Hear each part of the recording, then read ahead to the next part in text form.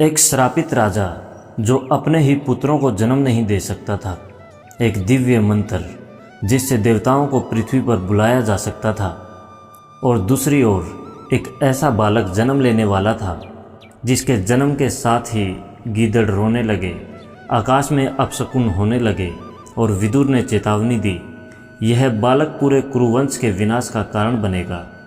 लेकिन आखिर पांडवों का जन्म कैसे हुआ? दुर्योधन के जन्म पर इतने अपशकुन क्यों हुए और गांधारी के गर्भ से 100 पुत्र कैसे जन्मे? आज हम जानेंगे महाभारत के उस अध्याय को जहाँ से धर्म और अधर्म का वास्तविक संघर्ष शुरू हुआ। नमस्कार, भक्ति कथा और कहानी में आपका स्वागत है। पिछले अध्याय में हमने देखा पांडु को ऋषि किंडम का श्राप मिला, उन्होंने राज्य त्याग दिया और वे कुंती तथा माद्री के साथ वन में रहने लगे। लेकिन वन में रहते हुए भी पांडु का मन अशांत था। पांडु रातों को सो नहीं पाते थे। वे अक्सर सोचते थे, राजा होकर भी मैं संतानहीन हूँ, मेरे बाद मेरा वंश कौन आगे बढ़ाएगा। तब कुंती ने उन्हें दुर्वासा ऋषि के दिए दिव्य मंत्र के बारे में बताया। यह सुनकर पांडु की आंखों में आशा लौट आई। यदि देवताओं से पुत्र प्राप्त हो सकते हैं तो यह केवल हमारे लिए नहीं, धर्म की रक्षा के लिए आवश्यक है। सबसे पहले पांडु ने कहा, ऐसा पुत्र चाहिए जो धर्म, सत्य और न्याय में सर्वश्रेष्ठ हो। तब कुंती ने दिव्य मंत्र का जाप किया। पूरा वातावरण बदलने लगा, आकाश से दिव्य प्रकाश उतरने लगा और उनके सामने प्रकट हुए धर्मराज यम। धर्मराज के वरदान से कुंती ने एक पुत्र को जन्म दिया। उस बालक के जन्म के समय वातावरण शांत हो गया, ऋषि प्रसन्न हुए और आकाश से पुष्प वर्षा हुई। उसका नाम रखा गया युधिष्ठिर। युधिष्ठिर अर्थात जो युद्ध जैसी कठिन परिस्थिति में भी सत्य और धर्म पर स्थिर रहे। बचपन से ही युधिष्ठिर शांत, गंभीर, सत्यवादी और धर्मप्रिय थे। कहा जाता है कि उन्होंने जीवन में कभी झूठ नहीं बोला। कुछ समय बाद पांडु बोले, हमें ऐसा पुत्र चाहिए जिसमें हजारों हाथियों का बल हो। तब कुंती ने वायुदेव का आह्वान किया। तेज हवाएं, धरती कांपती हुई। वायुदेव के प्रभाव से कुंती ने एक अत्यंत शक्तिशाली पुत्र को जन्म दिया। उसके जन्म लेते ही बिजली चमकी, तूफान उठा और पर्वतों तक में कंपन हुआ। वह था भीम।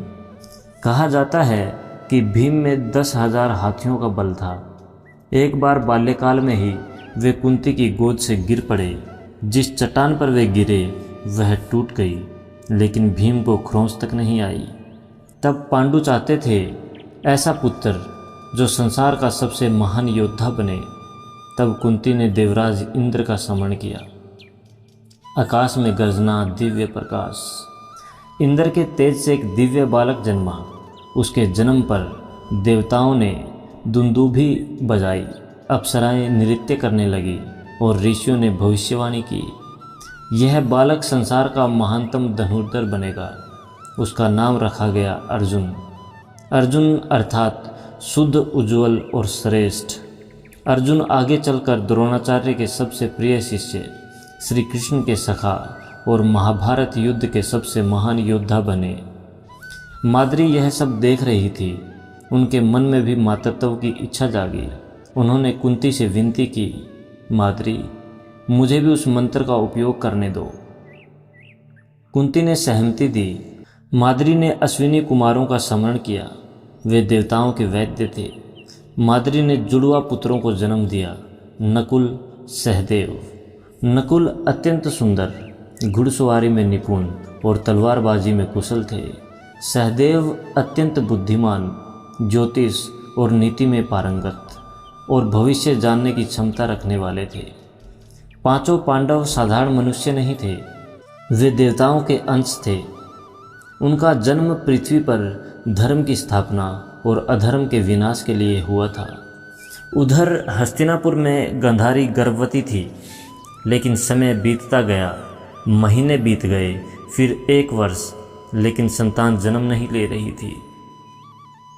जब गांधारी को पता चला कि कुंती 3 पुत्रों की माता बन चुकी हैं तो उनके भीतर ईर्ष्या और पीड़ा जाग उठी।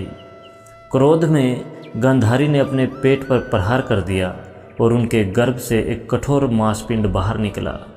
सभी भयभीत हो गए। गांधारी रोने लगी। उन्हें लगा शिव का वरदान असत्य हो गया। तभी महर्षि वेदव्यास आए। उन्होंने उस मांसपिंड को देखा, फिर बोले, घबराओ मत, इसे 100 भागों में बांटो। वेदव्यास के आदेश अनुसार उस मांसपिंड के 100 टुकड़े किए गए और घी से भरे घड़ों में रख दिए गए। एक अतिरिक्त टुकड़े से एक कन्या उत्पन्न हुई। समय पूरा होने पर सबसे पहले एक बालक जन्मा। वह था दुर्योधन।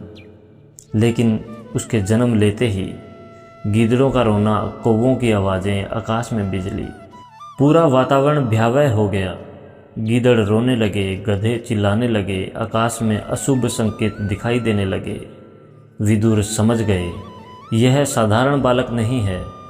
उन्होंने धृतराष्ट्र से कहा, महाराज, यह बालक पूरे कुरुवंश के विनाश का कारण बनेगा।